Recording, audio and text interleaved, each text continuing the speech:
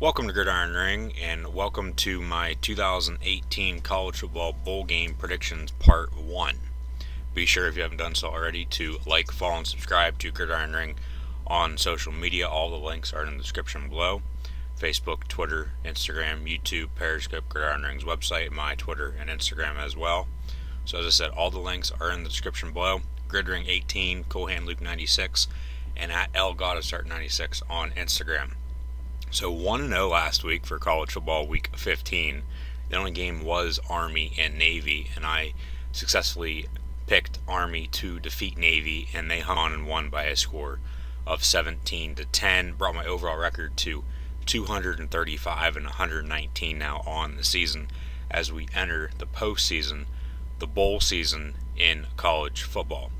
So as I said, part 1, I'm going to do this bowl predictions this year in 4 different parts, week by week. So there's 5 games on Saturday, December 15th, and those are the 5 games that are going to be included in part 1 in this video, in this audio recording. So hopefully you enjoy it.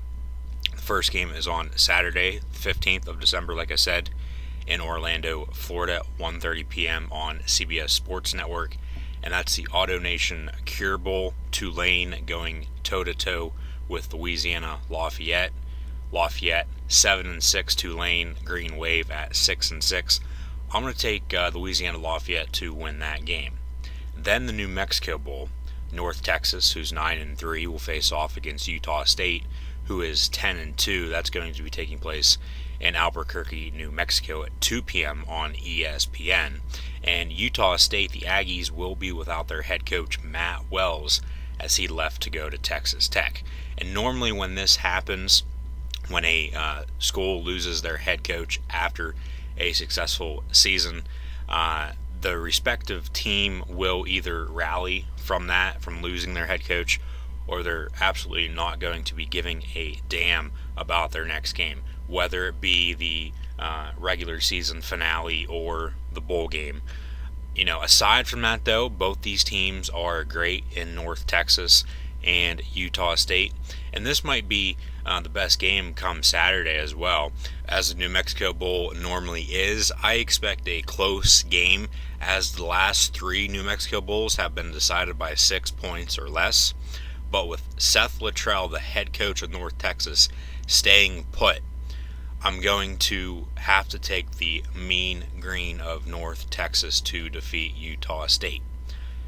The Mitsubishi Motors Las Vegas Bowl, Arizona State 7-5 versus the Mountain West champion Fresno State Bulldogs, who finished at 11-2, going to be taking place in Vegas at 3:30 p.m. on ABC on Saturday. Herm Edwards, he led the Sun Devils to a 7-5 record, as I said, in his first season, so very impressive on his part. And the Mountain West Conference has won the last 2 years in this bowl game. This bowl game as well. Normally the first Saturday of the bowl season is normally very, very good. You normally get 3 of the 5 bowl games, come down to the wire. One might be a blowout. This might be the blowout, to be honest with you, because Fresno State's been looking good, but Arizona State can hang around. They can put up points. But like I said, the Mountain West Conference has won the last 2 years. I think they'll make it 3 in a row. 3rd time's a charm, so give me Fresno State over Arizona State. The Raycom Media Camellia Bowl, Georgia Southern versus Eastern Michigan, down in Montgomery, Alabama at 5:30 p.m. on ESPN. This is the first ever matchup between these two schools, between the Eagles of Georgia Southern and the Eagles of Eastern Michigan. So a battle of the Eagles, toss-up if you ask me, as Eastern Michigan has had some close games. They did have a big win early in the season on the road at Purdue on a game-winning field goal. And Georgia Southern, they've been up and down all season, but they've still found a way to finish 9-3. They defeated App State there. Gave App State their second loss on the year. App State I'll get to here in a minute. They also lost to Penn State week 1. App State did. But I expect a close game in the Camellia Bowl as well, as every single Camellia Bowl has been decided by 5 points or less. I'm going to take Eastern Michigan, though. 7-5 couple close losses. Like I said, they very well could be the 9-3 team, and Georgia Southern could be the 7-5 team because, like I said, they've been up and down, still found a way to finish 9-3. But give me EMU. The R&L Carriers New Orleans Bowl is the final game I'm going to go over here in part one of my college football bowl game predictions. So hopefully you guys have enjoyed so far. This game is going to be taking place in the Superdome down in New Orleans on Saturday night at 9 p.m. on ESPN.